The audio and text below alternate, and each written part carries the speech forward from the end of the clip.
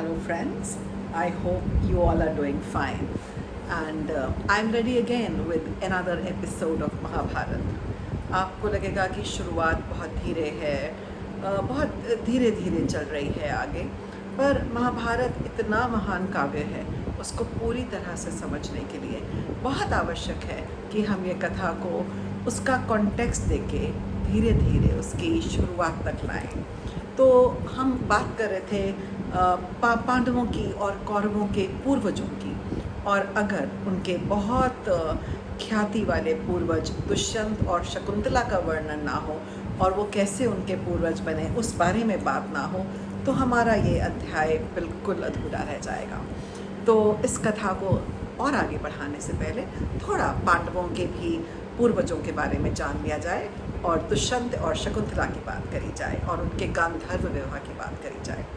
तो जन्मेजय जी ने वैशंपायन जी से कहा कि आपने देवता और दानवों के अवतार की कथा सुनाई।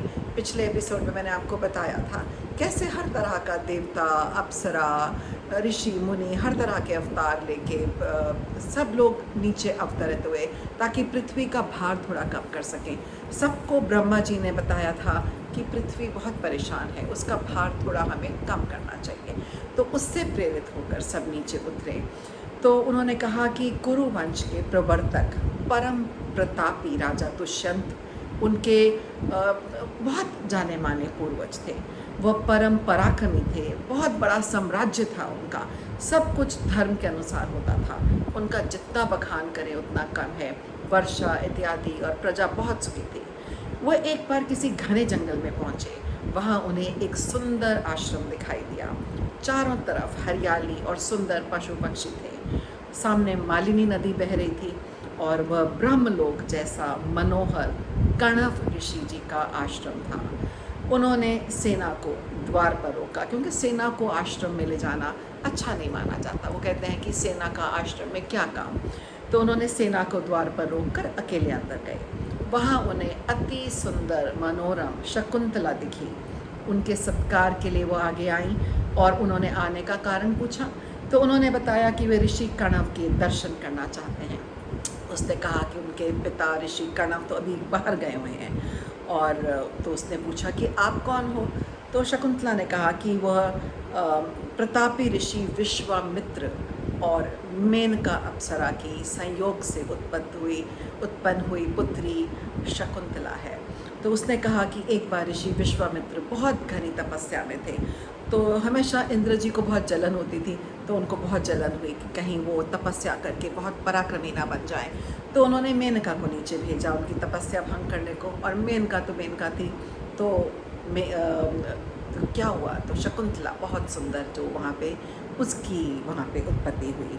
उसे मेनका वहीं पे छोड़ के जंगल में चले गई और वहाँ पे शकुंतों ने यानी कि पक्षियों ने उसका लालन पोषण किया, उसको देखभाल करी, जानवरों से बचाया, तो उसका नाम शकुंतला पड़ गया। पर उसने कहा मैं ऋषि कणव को ही अपना पिता मानती हूँ क्योंकि उन्होंने ही मुझे संरक्षण दिया। तब दुष्यंत ने कहा कि तुम ब्राह्मण नहीं हो, राजकन्या हो, क्योंकि विश्वामित्र तो क्षत्रिय थे, और तुम गांधर्व विधि से मुझसे विवाह कर लो। वो इतने मोहित हो गए थे उस पर। तो दुष्यंत ने कहा कि तुम धर्म के अनुसार खुद अपना दान करो। आजकल लव मैरिज कहते हैं ना, ये एक तरह से आप पहली लव मैरिज समझ लीजिए। तो उसने कहा तुम खुद अपना दान करो, और एक क्षत्रिय के लिए गांधर्व विवाह बिल्कुल ठीक है, वो सर्वश्रेष्ठ है। तो शकुंतला ने कहा कि अगर आप एक प्रतिज्ञा करें कि मेरा ही पुत्र सम्राट होगा और मेरे सामने ही होगा, तो मैं मानती हूँ, आपकी बात स्वीकार करती हूँ। तो उन्होंने अपना वचन दिया और प्रतिज्ञा करी। उन्होंने कहा मैं वापस जाकर अपनी सेना को भेजूंगा तो जो मैं तुम्हें लेने आएगी। तो जब ऋषि कणव आश्रम पहुँचे तो शकुंतला थोड़ी शर्माई और सामने नहीं गई। तो उन्होंने अपनी दिव्य दृष्टि से सारा सच जाना और कहा कि ये धर्म के विरुद्ध नहीं है। और उन्होंने कहा कि तुम्हारा एक बहुत बलवान पुत्र होगा, वह सारी पृथ्वी पे राज करेगा। तो समय पर शकुंतला ने एक पुत्र को जन्म दिया और वो बहुत बलवान था। वो शेरों के साथ और पशु पक्षियों के साथ खेलता था, उनको आराम से हरा देता था। ऋषि ने कहा कि अब ये युवराज बनने लायक है। वो उसका लालन पोषण करते रहे और उन्होंने कहा कि इसका अब समय आ गया है कि अपने पिता दुष्यंत के पास जाए।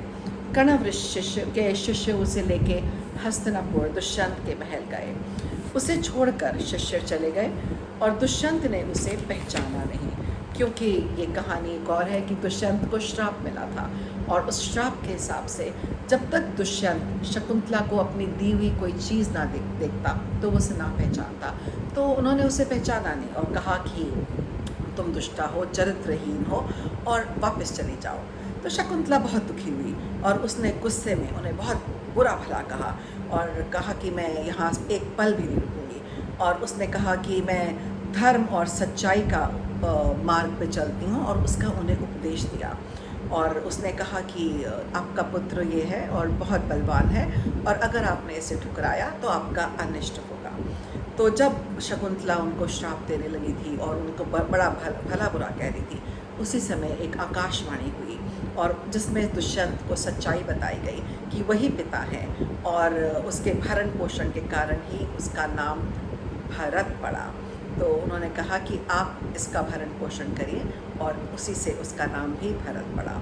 ये सुनकर दुष्यंत बहुत प्रसन्न हुए। उन्होंने कहा अगर मैं सिर्फ शकुंतला के कहने पे उसे स्वीकार कर लेता, अपनी रानी बना लेता, तो लोग इसके चरित्र पे शंका करते और ना मानते, तो उसका चरित्र हनन ना हो, लोग उसके लिए कुछ ना बोलें, इसलिए मैंने ऐसा किया। अब इस कहानी से आपको थोड़ी राम और सीता की भी कहानी याद आएगी कि रामचंद्र जी ने भी सीता का त्याग ऐसे ही किया था कि भाई लोग सीता के चरित्र पे उंगली ना उठाएं। ऐसे ही दुष्यंत को भी ख्याल आया।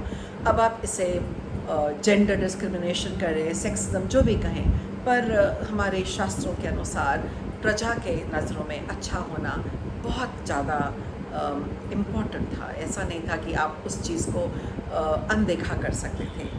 तो अब उन्होंने उसको भरत का अपना सहर्ष स्वीकार किया, उसको युवराज बनाया और उसी के नाम से भारत नाम पड़ा हमारे देश का और वो भारत वर्ष कहलाया। और ये कौरव और पांडवों के बहुत बहुत जाने माने पूर्वज थे। और दुष्यंत और शकुंतला की कहानी तो जगह जगह कही जाती है और इसके ऊपर बहुत अलग काव्य भी बने हैं और बहुत पिक्चरें बनी हैं और बहुत नाट्य भी हुए हैं। तो यही भारत आगे चलकर भारतवर्ष और भारतवंश पांडवों के पूर्वज हुए। और अगले एपिसोड में मैं आपको कुरुवंश का वर्णन करके बताऊंगी कि कैसे कुरुवंश आगे बढ़ा और हम धीरे धीरे धीरे धीरे बिल्कुल पांडवों तक पहुंच गए हैं और युद्ध की नींव पड़ने ही वाली है, वो भी भीष्म की करनी से, धृतराष्ट्र की करनी से और कुछ हमारे श्रापों की वजह से, कुछ वरदानों की वजह से। तो इस कहानी को अगले एपिसोड में आगे बढ़ाते हैं और प्लीज़ सब्सक्राइब करें और अपने कमेंट्स ज़रूर भेजें।